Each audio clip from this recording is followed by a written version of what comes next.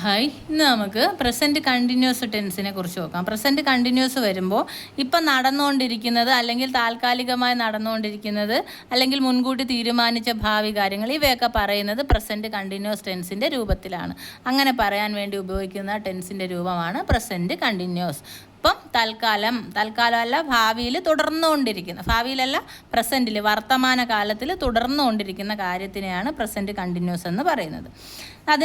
അതിലെ ആ രൂപത്തിൽ സെൻറ്റൻസുകൾ എഴുതാൻ വേണ്ടി എന്താ ചെയ്യുന്നതെന്ന് അറിയാമോ? ആദ്യം കർത്താവ് സബ്ജക്റ്റ് എഴുതണം, പിന്നെ ആം ഈസ് ആർ, കർത്താവിനനുസരിച്ച് ആമാണോ ഈസാണോ ആറാണോ വരുന്നത് അത് ചോദിച്ചിട്ട് പിന്നെ ING ഫോം ഓഫ് ദ വെർബിൻ്റെ ING ഫോം. അതെങ്ങനെ? വർക്കിൻ്റെ ING ഫോം, വർക്കിൻ്റെ കൂടെ ING ചേർക്കുന്നു, അത് ചെയ്തുകൊണ്ടിരിക്കുന്നു എന്ന് പറയാം. ഉദാഹരണം നോക്ക്. സബ്ജക്റ്റ് ഐയുടെ കൂടെ ചേരുന്ന ഇതിൽ ആമാണ്. ഐ ആം സ്റ്റഡിയിങ്, സ്റ്റഡിയുടെ ING form I am studying. കണ്ടോ? ഐ ആം സ്റ്റഡിയിങ്, ഞാൻ പഠിച്ചുകൊണ്ടിരിക്കുന്നു. അടുത്ത ഇതിനെ നെഗറ്റീവാക്കാൻ സബ്ജക്റ്റ് എഴുതുക, ആമീസ് ആർ എഴുതുക, ഏതാണോ അനുയോജ്യമായത് എഴുതുക, നോട്ട് ചേർക്കുക, വെർബിൻ്റെ ING എഴുതുക. ഐ ആം നോട്ട് സ്റ്റഡിയിങ്, ഞാൻ പഠിക്കുന്നില്ല, പഠിച്ചുകൊണ്ടിരിക്കുന്നില്ല. ഇവിടെ ING വരുമ്പോഴേ നടന്നുകൊണ്ടിരിക്കുന്ന സംഭവം, ഇപ്പോഴും ഞാൻ സംസാരിച്ചുകൊണ്ടിരിക്കുക, നിങ്ങളെ പഠിപ്പിച്ചുകൊണ്ടിരിക്കുക, നിങ്ങളിത് കേട്ടുകൊണ്ടിരിക്കുക. അങ്ങനെ പറയുമ്പം കേട്ടുകൊണ്ടിരിക്കുന്നു ഹിയറിങ്, അല്ലെങ്കിൽ സ്റ്റഡിയിങ്, അല്ലെങ്കിൽ ലേണിങ്, അങ്ങനെ പഠിച്ചുകൊണ്ടിരിക്കുന്നു, കേട്ടുകൊണ്ടിരിക്കുന്നു, ഇതൊക്കെ ING ചേരുമ്പോൾ തുടർന്നുകൊണ്ടിരിക്കുന്ന കാര്യത്തിനാണ് അത് പറയുന്നത്. അപ്പോൾ ഇവിടെ നെഗറ്റീവാകാൻ ഐ ആം നോട്ട് സ്റ്റഡിയിങ്, ഇവിടെ ഐ ആം സ്റ്റഡിയിങ്, ഇവിടെ ആമിൻ്റെ കൂടെ നോട്ടും കൂടെ ചേർത്ത് നോട്ട് സ്റ്റഡിയിങ്. ഇനി ചോദ്യമാക്കാൻ എന്ത് ചെയ്യും? ആം ആദ്യം എഴുതും, ഓക്സിലറി വെർബ് ആദ്യം എഴുതും. ആം ഐ സ്റ്റഡിയിങ്, ഞാൻ പഠിക്കുകയാണോ, സ്റ്റഡിയിങ് പഠിച്ചുകൊണ്ടിരിക്കുകയാണോ എന്നേ ചോദിക്കുന്നതിന് അർത്ഥം വരും. ആം ഐ സ്റ്റഡിയിങ്, പഠിച്ചുകൊണ്ടിരിക്കുകയാണോ. ഇനി ഈ പ്രസൻറ്റ് കണ്ടിന്യൂസിൻ്റെ കീ ഫങ്ഷൻസ് ഏതൊക്കെയാണെന്ന് നമുക്ക് നോക്കാം. കീ ഫങ്ഷൻസ് പ്രധാനമായിട്ട് ഇപ്പോൾ നടന്നുകൊണ്ടിരിക്കുന്ന ഒരു കാര്യം പറയാൻ ഉപയോഗിക്കും. ഇപ്പം തുടർന്നുകൊണ്ടിരിക്കുന്നത്, she is reading a novel, അവളൊരു നോവൽ വായിച്ചുകൊണ്ടിരിക്കുക, നിർത്തിയില്ല, വായിച്ചുകൊണ്ടിരിക്കുക. നമ്മൾ സിമ്പിൾ പ്രസൻറ്റിൽ അത് എന്തിനൊക്കെ ഉപയോഗിക്കുന്നതെന്ന് അത് പറഞ്ഞു കഴിഞ്ഞ്.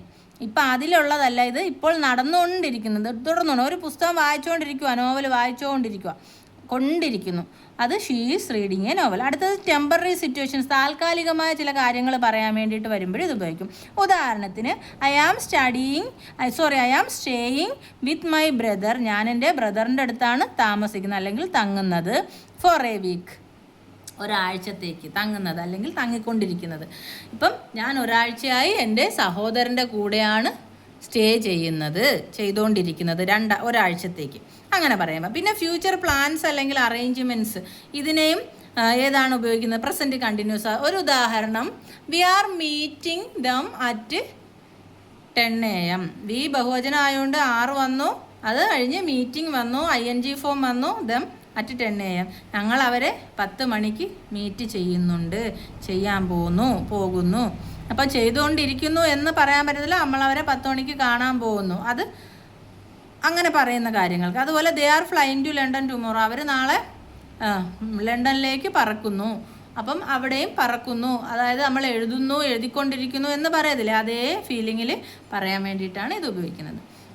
പിന്നെ നമ്മൾ ട്രെൻഡ്സ് അല്ലെങ്കിൽ ചേഞ്ചിങ് സിറ്റുവേഷൻസ്, ഒരു ട്രെൻഡ് അല്ലെങ്കിൽ ഒരു സിറ്റുവേഷൻ മാറുമ്പോൾ, ഒരാളുടെ ഒരു കഴിവ് മാറി, അങ്ങനെയൊക്കെ പറയുന്നതിലും ING ഫോമാണ് ഉപയോഗിക്കുന്നത്. ഉദാഹരണം, your cooking is getting better, നിൻ്റെ പാചകം ഇപ്പം ഇച്ചിരി നന്നായിക്കൊണ്ടിരിക്കുന്നു, ബെറ്റർ ആയിക്കൊണ്ടിരിക്കുന്നു. മനസ്സിലായോ?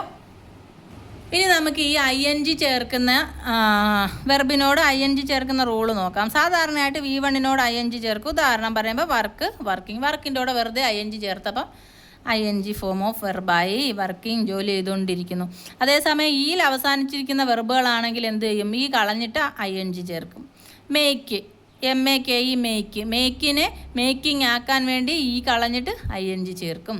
അത് ഈയിൽ അവസാനിക്കുന്ന ഏത് വെർബായാലും. അടുത്തത് കോൺസണൻ്റ് കൊണ്ട് അവസാനിക്കുന്നതും തൊട്ടുമുന്നിൽ വവൽ വരുന്നതുമായ ക്രിയയിൽ അവസാന കോൺസണൻ്റ് ഇരട്ടിച്ച് വരും ING ചേർക്കുമ്പോൾ. കോൺസണൻ്റ് കൊണ്ട് അവസാനിക്കുന്നതും തൊട്ടുമുന്നിൽ വവൽ വരുന്നതുമായ ക്രിയയിൽ അവസാനം കോൺസണൻ്റ് ഇരട്ടിക്കും എന്ന് പറഞ്ഞാൽ എന്തുവാ? ഇപ്പം റൺ കണ്ടോ, RUN, റൺ എന്ന് പറയുന്ന വാക്ക് എന്നിൽ അവസാനിച്ചു, പക്ഷേ തൊട്ടു മുമ്പ് ഏത് വന്നു? വവൽ, സ്വരാക്ഷരം വന്നു. അങ്ങനെ വരുമ്പോൾ അവസാനത്തെ അക്ഷരം ഇരട്ടിക്കും. റണ്ണിങ്.